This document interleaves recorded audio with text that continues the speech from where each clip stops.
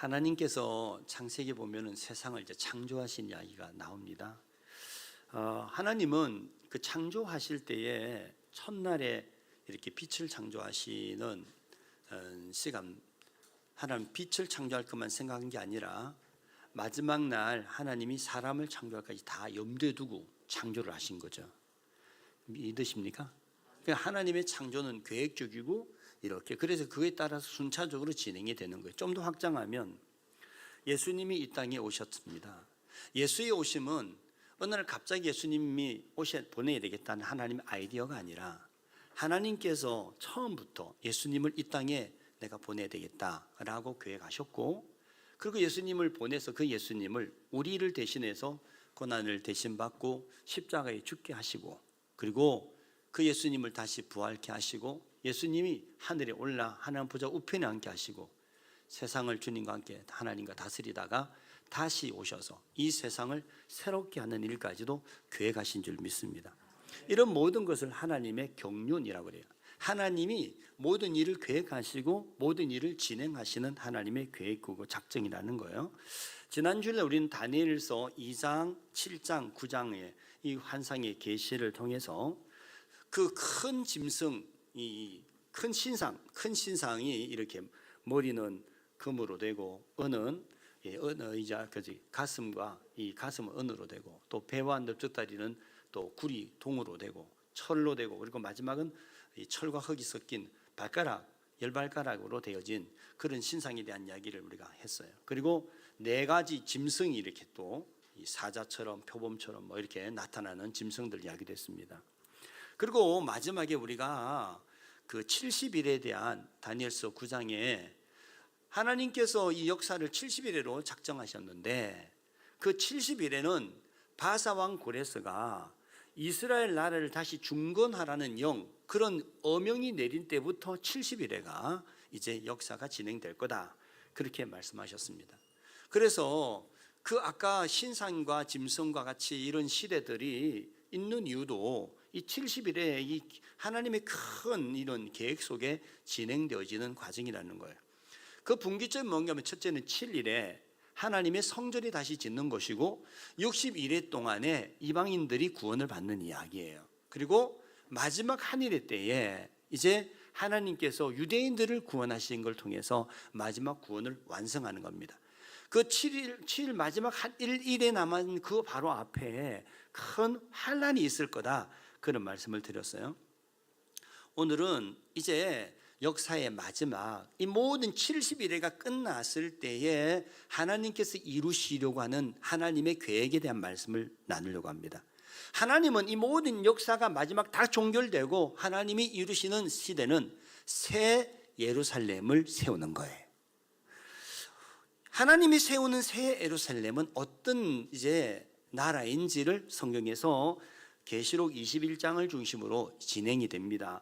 계시록 21장 1절에서 5절 말씀 봅니다. 또 내가 새 하늘과 새 땅을 보니 처음 하늘과 처음 땅이 없어졌고 바다도 다시 있지 않더라. 또 내가 보매 거룩한 성 새 예루살렘이 하나님께로부터 하늘에서 내려오니 그 준비한 것이 신부가 남편을 위하여 단장한 것 같더라. 내가 들으니 보좌에서 큰 음성이 나서 이르되 보라, 하나님의 장막이 사람들과 함께 있음에 하나님이 그들과 함께 계시리니 그들은 하나님의 백성이 되고 하나님은 친히 그들과 함께 계셔서 모든 눈물을 그 눈에서 닦아주시니 다시는 사망이 없고 애통하는 것이나 곡하는 것이나 아픈 것이 다시 있지 아니하니니 처음 것들이 다 지나갔음이르라. 보좌에 앉으신 이가 이르시되 보라, 내가 만물을 새롭게 하노라 하시고, 또 이르시되 이 말은 신실하고 참되니 기록하라 하시고. 아멘. 이 오늘 말씀 보니까 마지막 때 하나님이 새 하늘과 새 땅을 하나님이 이렇게 창조하신다는 거예요. 새 하늘과 새 땅이 창조되기 이전에 보니까 처음 하늘과 처음 땅이 없어지고 바다도 다 있지 않게 된다 그랬어요. 처음이라는 것은 지금 우리가 살고 있는 이 땅과 하늘을 말하는 거예요. 지금 우리가 살고 있는 이 땅과 이 모든 하늘은 다 없어지고 하나님이 새 하늘과 새 땅을 창조하신다는 거예요. 그 새 하늘과 새 땅을 오늘 하나님이 창조하시는데 그 창조하심의 과정이래요. 처음 하늘과 처음 땅은 다 지나가고 없어진다, 그렇게 표현했어요. 그 지나간다는 것은 이 세상에서 떠나간다 또는 그것이 없어져 버린다, 그런 이야기예요. 그러니까 지금 살고 있는 이 땅과 하늘이 없어지고 새로운 하늘과 새 땅이 하나님께서 이렇게 하늘에서부터 내려오는 새 예루살렘과 함께 이것이 나타난다는 거잖아요. 새롭게 하다라는 것은 질적으로 더 훌륭한 모습으로, 참된 모습으로 이것이 지어진다는 거예요. 다시 말하면 이 땅과 이 하늘, 이 바다와 비교할 수 없는 더 아름답고 훌륭한, 질적으로 더 새로운 하늘과 땅과 바다를 하나님이 만드신다는 거예요. 여러분, 이 지금은 땅과 하늘과 바다가 굉장히 오염이 돼 있잖아요. 그죠? 그래서 이 땅이 이렇게 땅에서 나오는 이 뭐 식물, 우리가 뭐 이 열매 이런 거 먹는데 이게 우리한테 해로움을 끼치는 것도 많아요. 자, 근데 주님 만드신 새 땅과 새 하늘은 이런 거 다 비교할 수 없는 새로운, 그리고 더 훌륭하고 더 질적으로 뛰어난 하나님이 영원한 그 바로 하늘과 땅의 새 나라인 줄 믿습니다. 오늘 보니까 이렇게 만물을 내가 새롭게 하노라 이렇게 표현했어요. 이건 지금의 어떤 세상이 아닌 완전히 새로운 하나님의 나라를 하나님이 창조하시고 하나님 우리에게 주신다는 거예요. 근데 여기 하나님 만드신 새 땅과 새 하늘을 이제 그걸 그림을 이제 전체로 이제 하나의 상징으로 설명하는 게 뭔가 하면 새 예루살렘이라고 표현했어요. 오늘 새 예루살렘에 대해서 성경이 이렇게 말합니다. 하나님의 장막 이렇게 표현했어요. 자, 새 예루살렘, 원래 이스라엘에 있는 예루살렘은 하나님의 성전이 있는 곳이죠. 여러분, 이스라엘 백성은 하나님의 성전이 있는 곳은 하나님께 예배를 드리는 곳이라고 생각해요. 우리도 이 성전에서 하나님 예배를 드리는 곳이라고 모이지 않습니까? 그래서 이스라엘 사람들은 예루살렘에 하나님이 예배 드리는 곳, 왜 그곳에 가서 예배를 드립니까? 하나님이 그곳에 계시기 때문이라고 생각하는 거예요. 그래서 하나님의 집이에요. 하나님의 장막입니다. 하나님이 사는 곳이란 뜻이에요. 새 예루살렘 역시 하나님께서 계시고 하나님이 사시는 집입니다. 그곳에 우리가 들어가서 함께 사는 거라는 거예요. 그래서 오늘 표현이 있습니다. 우리 하나님이 우리와 함께 계시고 그랬어요. 그리고 하나님이 우리와 함께 계신단 말이 계속해서 3번 반복해 나옵니다. 새 예루살렘은 하나님과 우리가 함께 사는 새로운 하나님의 나라예요. 이 나라가 새 예루살렘이 어디서 나타나냐 하는 게 성경에 보입니다. 하늘로부터 하나님께서 하늘로부터 이제 내려오셨다 이렇게 표현했어요. 새 예루살렘은 이 땅에서 만들어진 게 아니라 하늘에서 하나님이 만들어서 하늘이 내려오는데 어디로 내려올까요? 새 땅과 새 하늘에 내려오는 거예요. 지금의 땅과 지금의 하늘에 내려오는 게 아니라 새 땅과 새 하늘에 하나님의 새 예루살렘이 내려오는 줄 믿습니다. 근데 그곳은 오늘 보니까 눈물이 없는 거예요. 우리 아까 찾는 저 하늘에는 눈물이 없네 했는데 오늘 성경에도 그곳은 모든 눈물이 없어요. 주님이 그 눈물을 다 닦아주셔갖고 눈물이 이제 말라. 슬픔에 눈물이 없습니다. 뿐 아니라 거기는 사망이나 애통하는 것이나 곡하는 것이나 아픈 것이 있지 않대요. 그러니까 눈물 흘릴 일이 없잖아요. 우리가 죽으면, 누가 죽으면 막 가족이 죽으면 눈물 흘리죠. 아프면 눈물 흘리죠. 근데 그런 게 없어요. 이것은 완벽한 하나님의 통치와 다스림을 말미암는 천국인 줄 믿습니다. 처음 하늘과 처음 땅이 다 지나가고 만물을 새롭게 하신 새 하늘과 새 땅에 거룩한 성 새 예루살렘을 하나님 내려보내 주셔서 우리를 그곳에서 살게 하신다는 거예요. 믿으시면 아멘. 하나님이 우리 하나님 되시고 우리는 하나님의 다스림한 백성이 되어서 하나님과 함께 하나님의 얼굴을 보면서 하나님의 다스림 받으면서 사는 하나님 나라가 드디어 완성이 된다는 거죠. 인생의 모든 불행과 슬픔, 눈물 다 사라집니다. 그곳은 오직 하나님과 함께 하시는 기쁨과 하나님의 사랑과 축복만 넘치는 곳인 줄 믿습니다. 다니엘서 2장에 큰 신상의 환상의 역사의 마지막이요, 어떻게 나타나는가 하면 어디에선가 그 돌 하나가 날아와가지고 그 발가락 10개 있는 쪽을 때려요. 머리를 때려야 될 것 같은데, 그치? 보통 머리를 때려야지 쓰러지는데 발가락을 때려요. 마지막 시대를 쳐서 무너뜨린다는 뜻이에요. 우리가 다니엘서 7장에 네 짐승이 나옵니다. 마지막 14번째 짐승은 10뿔이 달린 짐승이에요. 10뿔이 달린 짐승. 근데 그 중에 한 뿔이, 더 큰 뿔이 하나 나타나는 뿔이 나타납니다. 그 뿔을 우리는 적그리스도라 그래요. 10발가락 10뿔, 이것은 열왕을 상징하는 거라고 성경 해석합니다. 그리고 그 열왕을 다 무시고 그리고 유일하게 뛰어나는 진짜 큰 어떤 왕이 나타난다는 거예요. 그 왕은 바로 적그리스도입니다. 세상의 모든 왕들을 누르고 세상의 모든 정사와 권세와 능력을 붙잡고 세상을 좌지우지하는 그런 어떤 왕적 존재가 나타난다는 거예요. 이게 마지막 시대예요. 이 적그리스도가 세상의 마지막 권세고 능력인데, 하나님께서 이 뜨인 돌이 날아와가지고 그 마지막 10발가락 시대를 쳐서 무너뜨린다는 것은 바로 그 모든 이 세상의 나라를 예수 그리스도께서, 그 뜨인 돌은 예수님 말하는 거예요. 예수님이 결국은 쳐서 무찌르시고 주님이 다스리는 나라를 세우신다는 거예요.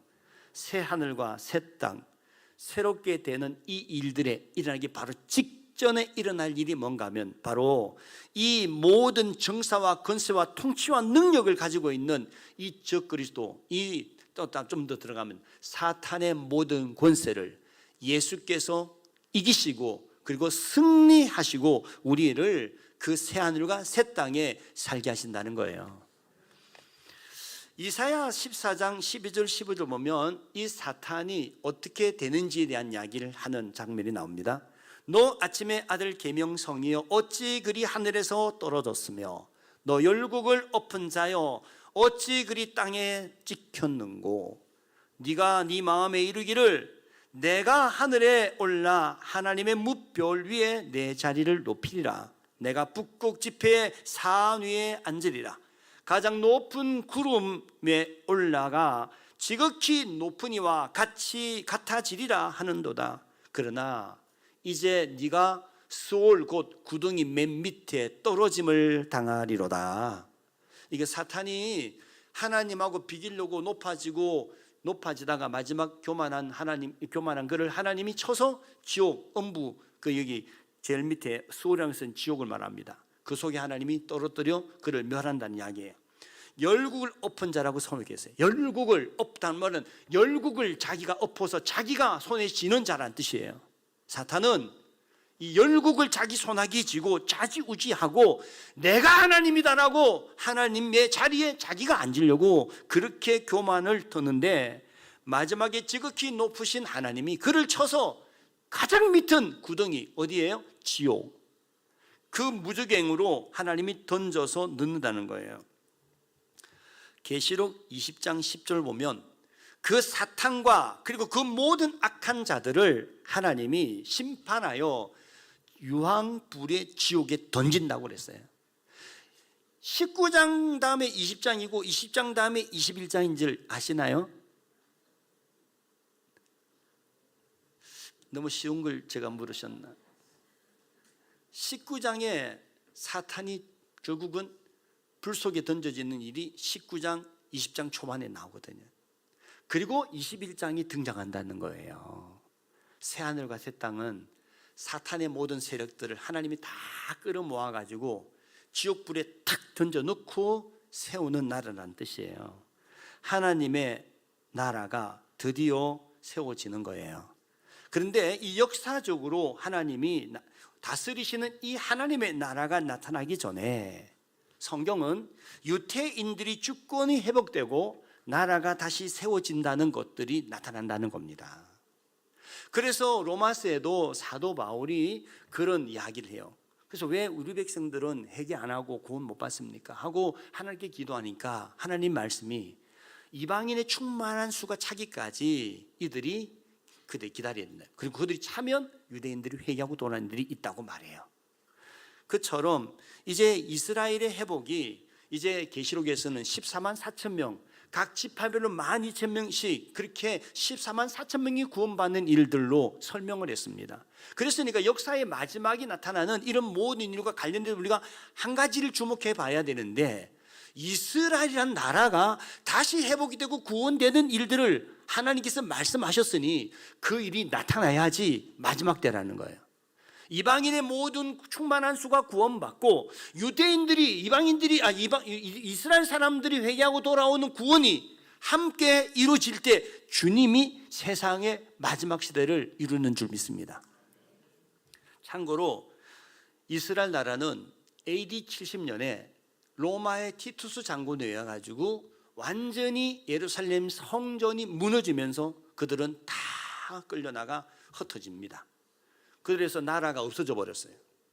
그런데 1948년 2차 세계대전이 끝날 때에 유대인 지도자인 와이즈만 박사라는 분이 영국 정부에다가 요청을 했어요.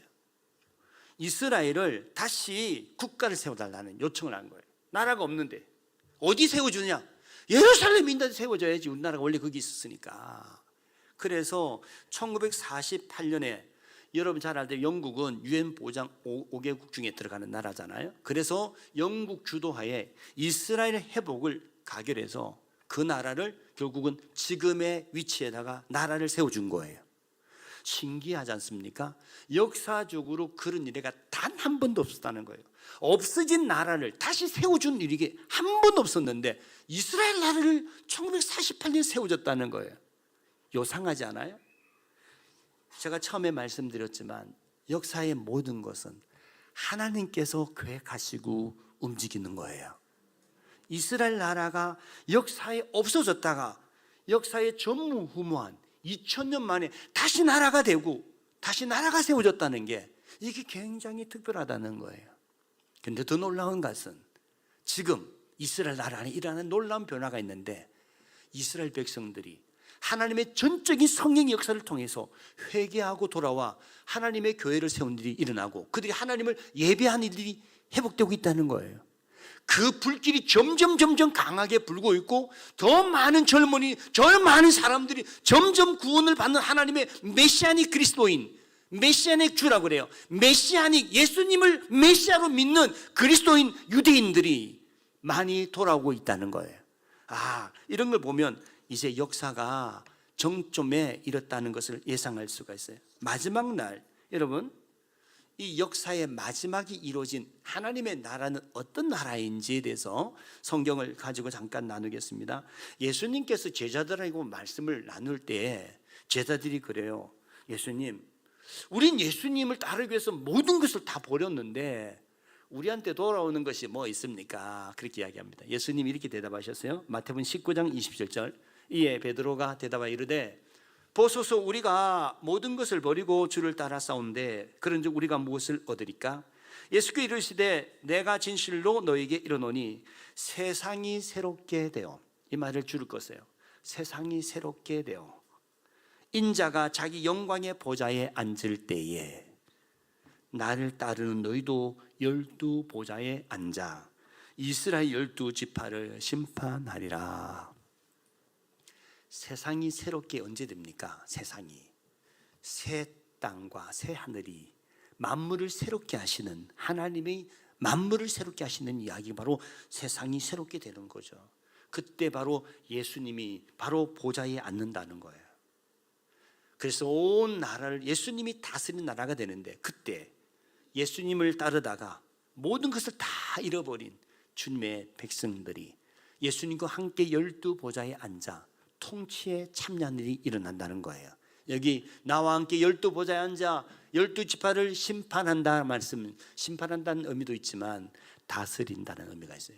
심판하다. 모든 것을 버리고 주님을 따르는 주의 백성들은 마지막 주님과 함께 세상을 다스리는 통치에 참여하게 되는 줄 믿습니다.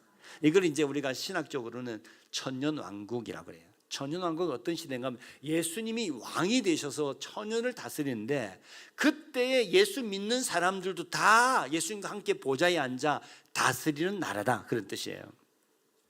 계시록 3장 20절 21절도 우리가 잘 아는 말씀인데, 볼지어다 내가 문 밖에 서서 두드리노니 누구든지 내 음성을 듣고 문을 열면 내가 그에게로 들어가 그와 더불어 먹고 그는 나와 더불어 먹으리라.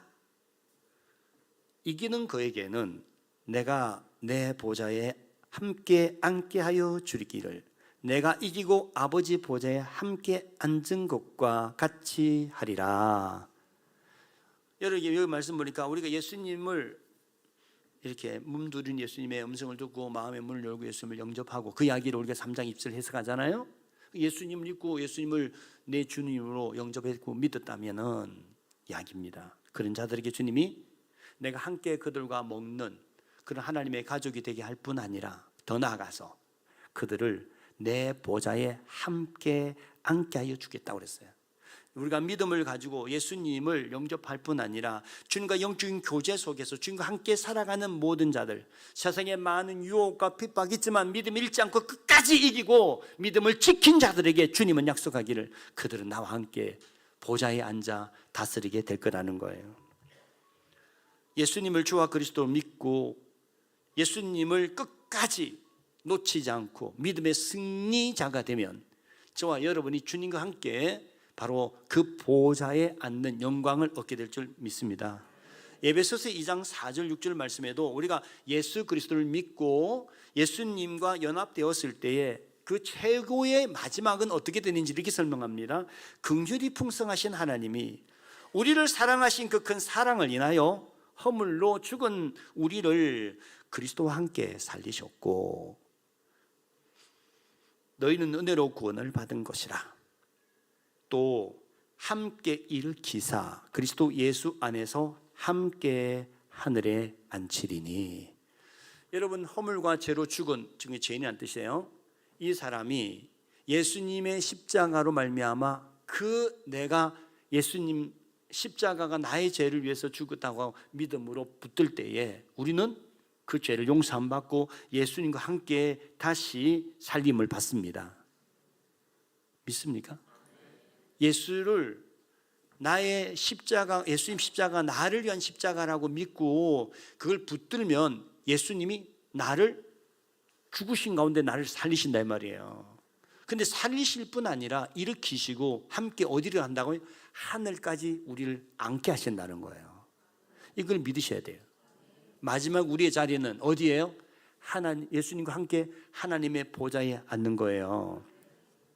사랑과 긍휼이 풍성하신 하나님께서 우리를 예수 믿게 하시고 예수님과 연합하게 하신 것은 예수님과 함께 일으킴을 받을 뿐 아니라 예수님과 함께 하늘 보좌에 앉아 통치에 참여하는 거예요. 그게 언제냐는 거예요. 그게 사실은 우리가 두 가지로 설명합니다. 그것은 우리가 마지막 우리가 역사의 종말이 와서 주님과 함께 통치하는 그때를 설명하기도 한 거리와 또 지금 여기에서 주님과 함께 완전히 죽고 연합하여 완전히 죽은 자는 주님과 함께 살아나고 주님과 함께 다스리는 삶을 사는 줄 믿습니다. 이것을 왕권의 회복이라는 거예요. 왕권의 회복. 예수를 믿는 자는 이 땅에서도 왕권을 회복하는 거예요. 요한복음 5장 24절에 보니까 예수님이 내 말을 듣고 나 보내신 이를 믿는 자는 영생을 얻었고 심판에 이르지 아니하나니 사망에서 생명으로 옮겼느니라 그랬거든요. 그러니까 우리가 예수를 믿는 사람은 이미 영생을 얻었고 우리는 예수님과 함께 연합해서 함께 하나가 된 거예요. 믿으십니까? 어디까지 함께 됐을까요, 여러분이? 함께 죽고 함께 부활하고 함께 하늘에 앉고 함께 하늘에서 주님과 함께 다스리는 삶을 누리는 자로 연합이 된 거예요. 예수님이 보좌에 앉아 다스리시는 그 마지막 새 예루살렘, 그 하나님의 나라는 어떤 특징을 갖고 있는지를 성경에서 설명했는데 굉장히 재밌어요. 계시록 21장 10절입니다. 성령으로 나를 데리고 크고 높은 산으로 올라가 하나님께로부터 하늘에서 내려오는, 자, 거룩한 성 새 예루살렘. 거룩한 성 예루살렘이 어디서 왔다고요? 하나님께로부터 하늘에서 내려왔대잖아요. 이것은 사람이 만든 게 아니란 뜻이에요. 하나님 직접 만드시고 제작한 새 예루살렘이 내려온 것이에요. 새 하늘과 새 땅에. 그를 보는데 하나님의 영광이 그곳에 있습니다. 그 성의 빛이 지극히 귀한 보석 같고 벽옥과 수정같이 맑더라. 크고 높은 성곽이 있고 12문이 있는데 문에 12천사가 있고 그 문들 위에 이름이 섰으니 이스라엘 자손 12지파의 이름들이라. 동쪽의 세 문, 북쪽의 세 문, 남쪽의 세 문, 서쪽의 세 문이니 그 성의 성곽에는 12기초석이 있고 그 위에는 어린 양의 12사도의 12이름이 있더라. 할렐루야. 새 예루살렘을 이렇게 사도 요한이, 하나님 천사가 데리고 그를 쭉, 성령이 그를 데리고 쭉 올라가서 쭉 하늘부터 내려온 새 예루살렘 보게 하셨다는 거예요. 드론으로 요즘 사진 촬영하는 것처럼 말이에요. 그럼 이해가 되잖아요. 그래서 전체가 이제 다 보이는데 보니까 하나님의 영광이 그 새 예루살렘에 계시더라는 거예요. 그리고 그 성이 빛이 나. 근데 그 빛이 단순하지 않냐? 귀한 보석들이 막 빛나는 것처럼 빛이 나더라는 거예요. 얘는 보석에서 빛나는 거 보셨나요? 굉장히 맑고 찬란하고 그리고 형형 색깔의 빛이 나타나거든요. 그런 보석에서 나타나는 그런 빛이 비치는데 벽옥 같고 수정같이 맑은 빛이 쫙 비친대요. 그리고 그게는 크고 높은 성곽들이 막 있는데, 그리고 12문이 있는데 12문은 성이 닫내 보니까 그게 진주로 되어 있고 길은 정금으로 되어 있고, 그리고 아까 그 성곽의 기초석들이 12보석으로 되어 있다는 거예요. 나중에 나오는데 보니까 그 보석들을 이렇게 설명했습니다.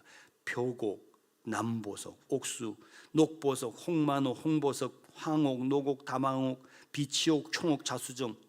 처음 들어보셨죠? 이런 처음 들어본 12보석들로 기초석이 되어 있는 것으로 설명했어요. 왜 이렇게 설명했을까요? 그만큼 영광스럽고 찬란하고 아름답다는 거예요. 에덴 동산을 설명할 때에 에덴 동산에는 크게 이제 설명할 때 특징이 나무가 두 그루가 있어요. 그죠? 생명나무랑 선악을 알게 한 나무가 중앙에 있고 각종 열매에 있는 나무가 있다고 그랬어요. 그리고 그 에덴 동산에는 네 강이 이렇게 사방으로 흘렀다 그랬어요.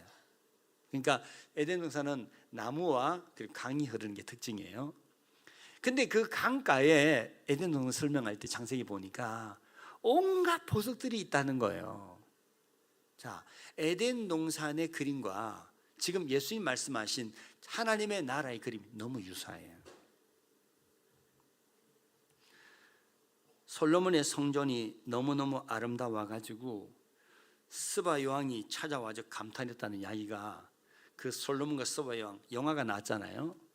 그렇게 이 솔로몬이 지혜를 가지고 하나님 지혜를 가지고 성전을 짓고 궁전을 짓는 게 그렇게 화려하고 아름다워가지고 사람들이 와서 봐하고 막 감탄했던데, 하나님이 제작한 새 예루살렘 성은 이루 비교할 수가 없이 아름답고 그 놀라움을 우리가 상상할 수 있을지 않겠습니까? 바로 그 나라에, 그 성 안에 우리가 들어가서 사는 줄 믿습니다. 그 성은 해와 달이 필요 없어요. 별들도 없습니다. 왜? 하나님이 빛이 되시고 어린 양이 등불이 되셨다고 그랬어요. 그분이 우리의 빛이 되신다는 거예요. 주님이 다스리는 하나님의 나라는 영광스러울 뿐만 아니라 생명 또한 넘치는 곳이에요. 세상의 모든 것이 생명이 핍절하잖아요. 얼마 전에 제가 저녁에 집사람은 자는데 제가 잠이 안 와가지고 이렇게 TV를 듣는데 월드비전 김혜자가 저 어디 뭐 아프리카 어딘가 전쟁 치는 그런 나라 가가지고 막 애들 이렇게 막 안고 막 눈물 흘리는 거, 그거를 그날 이렇게 보여주더라고요.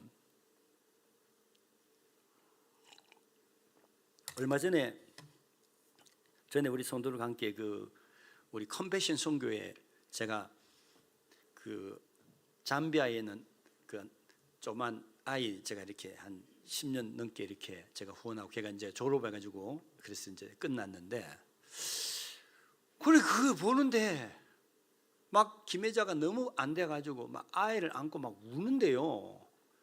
성이 내 마음으로 네가 지금 안 하면 너 나중에 후회할 거다. 그런 마음을 줘가지고 할 수 있게 그 밤에 전화했어요. 제가 158809 뭐 이런 거 있잖아요. 그래가지고 너무 마음이 아픈 거예요. 전쟁으로 막 부모를 잃고 남편을 잃고 팔다리 잃고 막 아이들이 너무 먹을 것이 없어 막 흙을 주워 먹고 막 너무 아파. 마음이 아파. 여러분, 세상은 너무 불쌍해요. 우리 한국, 대한민국 굉장히 정말 축복받아서 잘 살아요. 근데 저 북한만 해도 얼마나 굶어 죽는 아사가 많은지 몰라요. 세상은 그래요. 생명이 부족해요.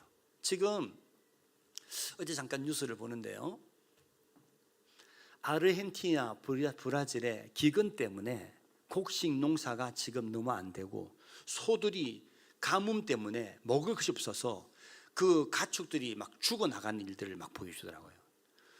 여러분, 오늘 제 설교를 조용히 우리끼리만 듣고 쌀을 좀 사놓는 게 좋을 것 같다, 그런 생각이 좀 들어요. 아마 식량 파동이 전 세계적으로 곧 일어나지 않을까. 성경도 예언한 바가 있어요. 심각한 기근이 일어날 거라고. 근데 어쨌든 전 세계가, 여러분 잘 알다시피 우크라이나 전쟁 속에서 지금 곡물 그 저장소를 러시아가 폭격했잖아요. 그래서 불타가 지금 서구 유럽 자체가 곡식에 굉장히 지금 앞으로 파동을 겪을 거예요. 이런 여러 가지들이 일어나는데 세상은 그렇습니다. 근데 주님이 세운 날은 어떤가 한번 볼게요. 또 그가 내게 말하기를, 이 말은 신실하고 참된지라 주 곧 선지자들의 영의 하나님이 그의 종들에게 반드시 속히 되어질 일을 보이시려고 그의 천사를 보내셨도다. 보라, 내가 속히 오리니 이 두루마리 예언의 말씀을 지키는 자는 복이 있으리라 하더라. 아멘. 오늘 주님께서 이 사도 요한에게 지금 속히 될 일을 하나님이 보여주셨대요. 속히 될 일, 반드시 그렇게 될 일. 근데 그 내용이 뭐냐면 예수님이 속히 올 거라는 내용이었어요. 내가 속히 온다. 이게 정말 반드시 될 일이고 이거는 진실이고 참된 거다 말씀하셨어요. 계시록 22장에도 똑같이 말씀합니다. 12절에 보니까 보라, 내가 속히 오리니 내가 줄 상이 내게 있어 각 사람에게 그가 행한 대로 갚아하리라. 나는 알파 오메가요, 처음과 마지막이요, 시작과 마침이라. 자기 두루마리를 빠는 자들은 복이 있으니 이는 그들이 생명나무에 나가며 문들을 통하여 성에 들어갈 권세를 받으려 함이로다. 아멘. 속히 오는데요, 그 속히 올 때 우리가 바깥에 있으면 죽는 거예요. 그 마치 노아 방주 밖에서 다 죽은 것처럼 밖에 있는 사람은 죽어요. 우리는 그 성 안으로 들어가야 합니다. 근데 들어가는 사람이 누구냐는 거예요. 오늘 이렇게 설명했어요. 오늘 누가 들어가냐니까 이 두루마리 예언의 말씀을 지키는 자는 복이 있으리니 그랬어요. 이 두루마리 이 옷을 말하는 게 아니라 성경이 이렇게 말린 이 두루마리, 이 말씀을 지키는 자가 복이 있는데, 그 다음 말씀 보니까 이 두루마기, 또 이제 두루마기는 옷을 말하는 거예요. 두루마리는 성경을 말하는 거고 두루마기는 옷을 말하는데, 이 두루마리 말씀을 듣고 두루마기를 그 말씀에 빠는 자는 복이 있대요. 이게 무슨 뜻입니까? 말씀 듣고 자신의 죄를 회개하고 예수 십자가의 보혈의 피를 믿고 내가 그 말씀을 순종하고 나아가는 자는 뜻이에요. 그런 자들이 바로 성 안으로 들어가는 권세를 받는다는 거예요. 자, 여러분 한번 질문해 보세요. 나는 그 성 안으로 들어갈 수 있게 됐나? 주님이 성령으로 잉태되셨고 고난받고 십자가에 죽으시고 부활하시고 하늘에 오르시고 하나님 우편에 앉아 계시다가 말씀하신 대로 속히 오신다고 하신 대로 다시 오심을 믿는 자가 바로 거기에 들어간 줄 믿습니다. 그럼 제가 질문할게요. 여러분 믿습니까? 예수님이 저와 여러분을 위해서 성령 잉태되셨고 십자가에 죽으셨고 부활하셨고 하늘에 오르시고 우편에 앉아 계시다가 다시 오신 것을 믿습니까? 그 사이에 하나 더, 보좌 우편에 가신 그 주님이 우리에게 이렇게 말씀합니다. 내가 성령을 너에게 보내리니 성령이 너에게 임해야 된다고. 예수를 믿는 것은 믿습니다 하고 말하는 게 아니라 성령을 받아 거듭나는 것입니다. 성령을 받아 거듭나야만 예수님을 믿을 수가 있어요. 신앙은 이론과 지식이 아니에요. 이해하는 것이 아니고 설득당하는 것이 아니에요. 성령이 오셔서 나로 믿음의 확신을 갖게 하고 아멘 이렇게 여러분이 그 예수님을 나의 주, 나의 하나님, 나의 그리스도로 완전히 여러분을 모시는 거예요. 그분이 여러분의 주가 되시고 왕이 되시는 줄 믿습니다. 자, 그분 보세요. 이제 계속 좀 보겠습니다. 계시록 22장입니다. 16절, 나 예수는 교회들을 위하여 내 사자들을 보내어 이것들을 너희에게 정언하게 하였노라. 자, 이 말씀은 어디에다 전해주는 말씀인가 하면 교회들에게 하는 말씀이래요.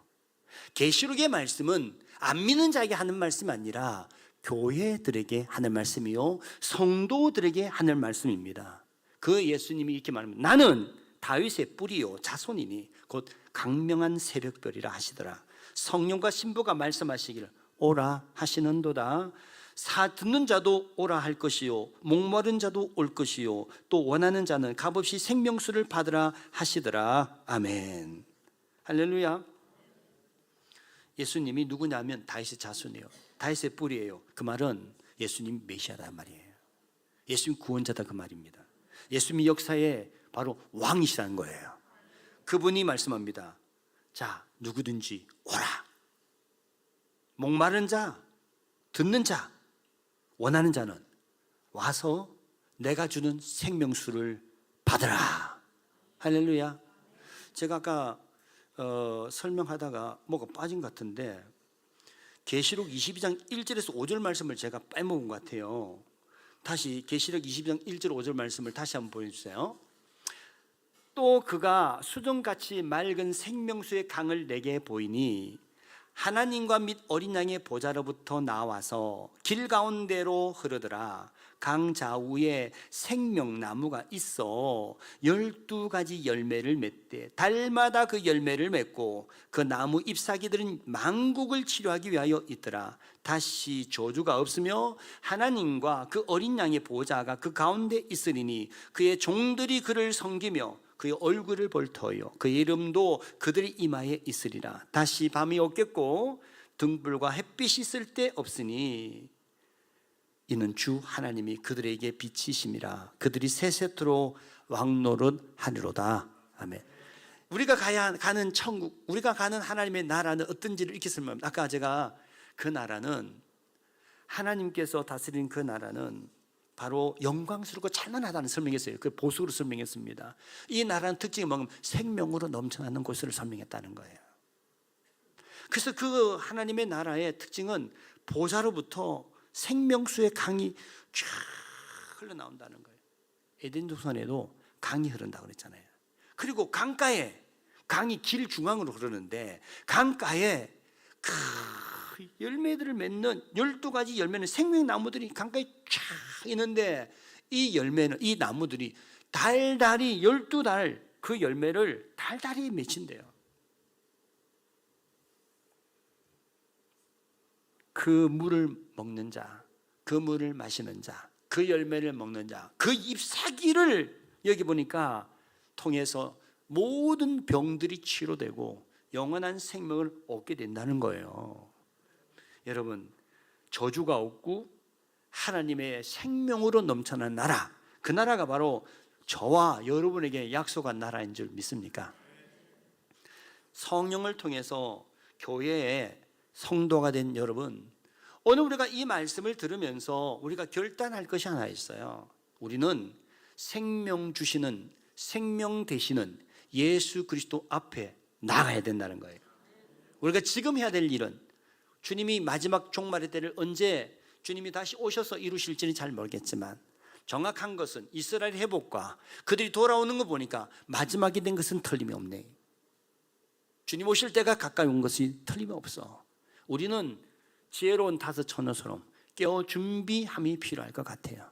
여러분의 두루마기를 두루마리 말씀 듣고 이것에 빨고 그분을 늘 주여, 주님 오라 그럴 때 아멘 주 예수요 하면서 달려가는 저와 여러분이 되어야 될 줄 믿습니다. 세상의 사탄은 온갖 핍박과 유혹과 우리 믿음의 뿌리를 흔드는 방해를 할 것입니다. 오늘 주님 말씀 이겨야 된다고 했어요. 이기는 자가 나와 함께 보좌에 앉게 된다 그랬으니까 우리는 이 모든 걸 이겨야 합니다. 세상의 유혹, 시험과 환난이 내게 닥쳐올지라도 우리가 주님의 이 말씀을 듣고 믿음으로 우리가 붙들고 이겨내야 됩니다. 여러분, 바벨론의 바사왕, 바벨론의 느부갓네살 왕도, 바사의 고레스 왕도, 그리고 알렉산더 대왕도, 로마의 카이사 아구스토 대왕도 다 죽었어요. 모든 시대는 다 끝이 난다 그 말입니다. 그리고 마지막은 오직 주님이 다스리는, 주님이 왕 대신 주님의 나라만 선다는 겁니다. 사랑하는 성도 여러분, 주 예수께서 마지막 다시 오신다고 계속 말씀하십니다. 내가 다시 오신다, 내가 보라 내가 속히 올 것이다고 계속 반복해 말씀합니다. 그리고 세상의 정사와 권세와 모든 것을 심판할 거라고, 처음 땅과 처음 하늘을 다 바다를 다 사라지게 하고 내가 새 하늘과 새 땅을 내가 창조할 거다. 만물을 새롭게 할 거라고. 그리고 공평과 정의와 은혜와 사랑으로 기쁨과 평안과 안식과 영생으로 다스린 날을 내가 반드시 오게 할 거라고. 새 예루살렘을 주님께서 하늘로부터 내려오게 하듯이 하나님이 함께 사는, 그리고 하나님의 생명이 풍성하고 그분이 영광과 빛이 우리에게 비치는 삶을 살아가는 그런 영광스러운 나라, 보석으로 표현하고 온갖 것으로 표현할 수 없는 저 하나님의 찬란하고 화려한 영광스러운 나라, 그리고 풍성한 생명이 넘쳐나는 그 나라, 다시는 눈물도 애통하는 것도 곡하는 것도 그리고 아픈 것도 없는 그 나라, 저와 여러분에게 주시려고 오늘 주님이 말씀하는 줄 믿습니다. 그래서 이 말씀을 교회들에게 전해야 된다. 교회들에게 환난과 핍박이 많은 시대 때 사도 요한이 이 말씀을 기록할 당시에 로마의 굉장한 핍박과 박해가 있는 시대였어요. 그때 이 교회들에 지내서 우리에게 주어질 하나님의 장차 영광스러운 나라가 있다는 걸 그들에게 전하고 희망과 소망을 가지고 이 믿음으로 이 환난을 이겨내라고 권면하여 있었죠. 지금 이 시대가 곧 그런 나라가 될지 모르겠어요. 주님의 핏값으로 사셔서 하나님의 자녀 된 성도 여러분, 우리를 이 땅에서 예수 믿고 내가 정말 사단의 종에서 벗어나게 하는 정도가 아니라 영원한 영광의 나라 새 예루살렘 인도하여 하나님의 영광과 그 생명의 정말 풍성함으로 우리를 먹이시고 주님과 함께 그 보좌에 앉아 통치하는 놀라운 약속을 우리에게 주셨습니다. 저와 여러분들이 주님이 오신다는 말씀 앞에 우리는 주여 좀 천천히 오시옵소서가 아니라 이 땅의 미련 가지고 이 땅에 사는 것에 마음 빼앗겨서 여러분 미련을 두고 자꾸 미루는 자가 아니라 오늘 사도 요한이 이렇게 말했어요. 주여 속히 오시옵소서. 아멘. 주 예수여 오시옵소서. 이게 마라나타예요. 아멘. 주 예수여 오시옵소서. 우리 찬양을 함께 하나님 앞에 드리면서 기도하겠습니다.